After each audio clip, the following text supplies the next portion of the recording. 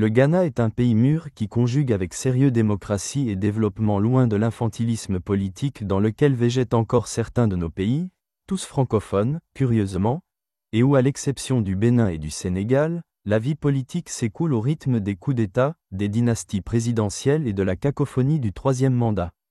Normal, c'est le premier pays décolonisé d'Afrique et c'est la patrie de Kwame Nkrumah et de Jerry Rawlings, les deux figures les plus emblématiques de l'Afrique contemporaine après Mandela et Lumumba. La dernière élection présidentielle tenue dans ce pays le 8 décembre dernier n'a pas fait la une des journaux et pour cause, on ne parle pas des trains qui arrivent à l'heure. Tout s'y est déroulé à bas bruit, la campagne électorale comme le scrutin, le dépouillement comme la proclamation des résultats.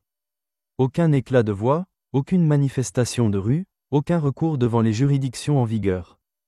De quoi faire maigrir de jalousie le Guinéen que je suis. Regardez donc, Mahamadou Bawumia, le vice-président sortant est battu par un ancien président, John Mahama, éliminé lui-même en 2017 après un premier mandat. Le vaincu a adressé un message de félicitations à son challenger avant même la proclamation officielle des résultats. Le peuple ghanéen s'est exprimé, il a voté pour le changement et nous le respectons en toute humilité. Je fais ce discours de concession avant l'annonce officielle de la commission électorale pour éviter de nouvelles tensions et préserver la paix de notre pays. Il est important que la communauté mondiale des investisseurs continue de croire au caractère pacifique et démocratique du Ghana. Qu'un homme politique place les intérêts nationaux au-dessus de sa misérable carrière personnelle, c'est suffisamment rare en Afrique pour qu'on le souligne au fluo. La défaite du candidat du NPP, nouveau parti patriotique, le parti au pouvoir, s'explique aisément. Inflation galopante, augmentation du coût de la vie, scandale politico-financier à rebondissement, accroissement de la dette, etc. Le pays a même dû céder sa place de deuxième puissance économique de la CEDEAO à la Côte d'Ivoire qui arrive dorénavant juste derrière le géant nigérian. Le genre de bévue que les Ghanéens ne pardonnent pas.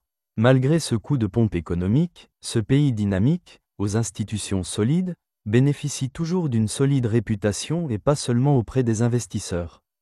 La stabilité politique attire parfois bien plus que les gisements de cobalt ou de diamants.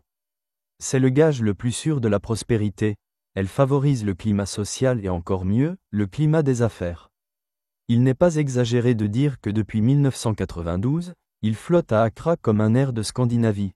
Les élections s'y déroulent avec la même régularité que les saisons.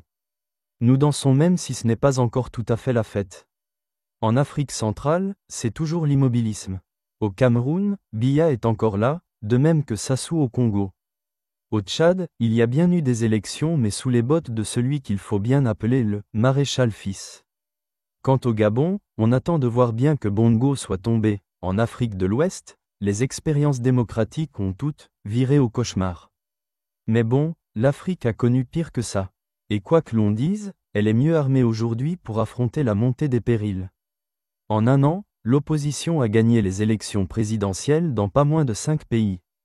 Ce n'est pas rien quand on regarde le champ de ruines que nous ont laissé nos guides éclairés et nos responsables suprêmes.